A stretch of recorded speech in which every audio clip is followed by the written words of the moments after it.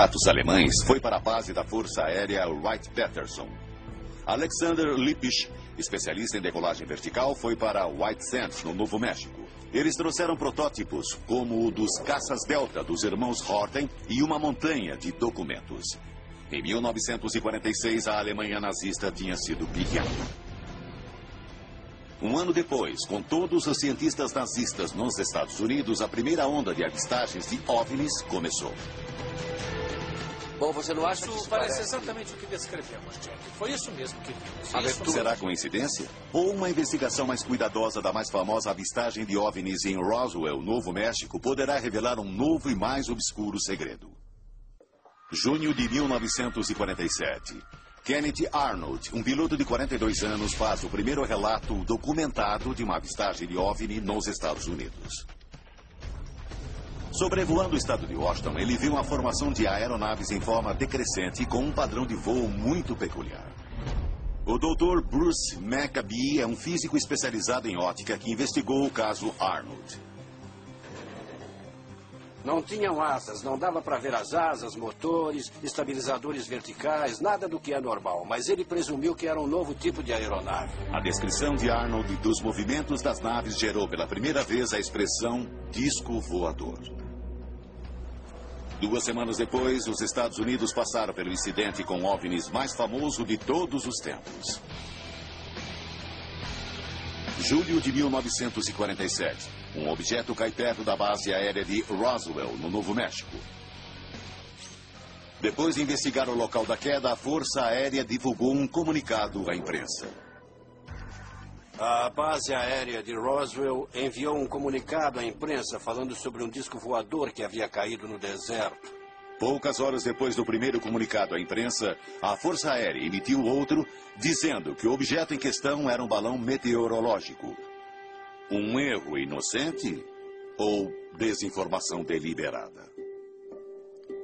Desde o começo, existia alguma coisa que eles não queriam que o público soubesse. Se eles não estavam escondendo uma nave extraterrestre em Roswell, o que era aquilo, afinal? Será que mais investigações darão alguma pista que leve à tecnologia nazista? Para mim, o elo mais consistente entre o evento de Roswell e os nazistas é exatamente o formato da aeronave. A aeronave era parecida com um caça Delta. E todos sabem que os nazistas estavam trabalhando em caças Delta. A queda de Roswell aconteceu a pouca distância de voo de White Sands, a base da Força Aérea para onde foram levados os caças Delta dos irmãos Horten. Roswell aconteceu 2 semanas depois de Kenneth Arnold ter registrado a primeira avistagem documentada de um OVNI. Seria isso que a Força Aérea tentava encobrir? O protótipo de um caça-delta feito pelos norte-americanos com base na tecnologia nazista?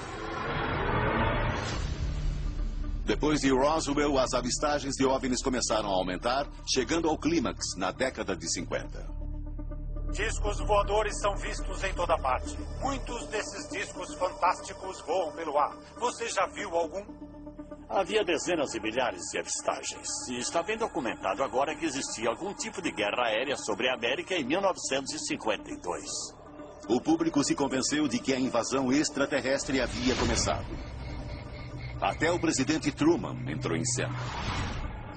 Existem coisas assim acontecendo. Discos voadores, sabe? No fim dos anos 50, a cultura popular reforçou a mensagem. OVNI significava extraterrestre. Discos voadores vinham do espaço sideral. Em 1952, a Força Aérea Norte-Americana criou o projeto Blue Book. Com uma força-tarefa instalada na base aérea Wright-Patterson, o projeto Blue Book coletava e avaliava relatórios e avistagens. Uma análise desses testemunhos oculares mostra que Roswell não foi o único incidente com OVNI perto das bases ultra-secretas norte-americanas. Ocorreu um grande número de avistagens perto dos hotspots. Hotspots são as mais secretas e bem guardadas bases militares. Na maioria, as bases para onde os cientistas alemães foram levados na Operação Paperclip. A base aérea de Wright-Patterson era um desses hotspots. Os primeiros relatórios diziam que os destroços do acidente de Roswell haviam sido levados para lá. O quartel-general do projeto Blue Book também era lá. Em 1965, o objeto de Kecksburg foi visto dentro de um dos hangares. E era lá que ficavam os mais brilhantes cientistas nazistas. O Dr. Volksis é um engenheiro aeronáutico aposentado. Ele trabalhou com cientistas alemães do projeto Paperclip em Wright-Patterson no fim dos anos 50. Eu trabalhei com 7 deles. Havia provavelmente uns 40 em Wright-Patterson. No começo eram alemães leais que queriam que a Alemanha vencesse, eu não vejo nada de errado nisso, e se tornaram norte-americanos leais quando vieram para cá. Leais o bastante para se calarem sobre os programas secretos de armas? O que os cientistas do projeto Paperclip sabiam sobre teorias inovadoras da gravidade e discos voadores? O chefe de Volksis, Dr. Wilhelm Knackstedt, sabia alguma coisa. O doutor dizia: há umas pessoas que têm algumas ideias doidas sobre levitar coisas, mas ele não estava muito interessado nisso. Mas os militares norte-americanos estavam. No fim dos anos 50, tiveram início testes secretos em Wright-Patterson com uma aeronave em forma de disco ou lenticular. Eles devem ter achado alguma coisa na Alemanha com formato lenticular e aí tentaram reproduzir. O primeiro disco voador conhecido feito pela Força Aérea Norte-Americana estava prestes a decolar. Nos anos 50, os incidentes com OVNIs aumentaram nos Estados Unidos. Seriam aqueles objetos naves alienígenas de outros planetas? Ou existe uma explicação mais terrena? Documentos confidenciais trazidos a público em 1995 mostram que, nos anos 50, a Força Aérea investiu $5 milhões num programa ultra-secreto chamado Projeto Silverbug. Desenvolvido pela empresa estatal Avro Canadá em Toronto, o projeto se concentrou numa nova aeronave radical, o Avrocar. Bill Zuck é historiador da aviação canadense. O Avrocar era um protótipo. Ele foi criado para mostrar como o design de um disco voador deveria ser.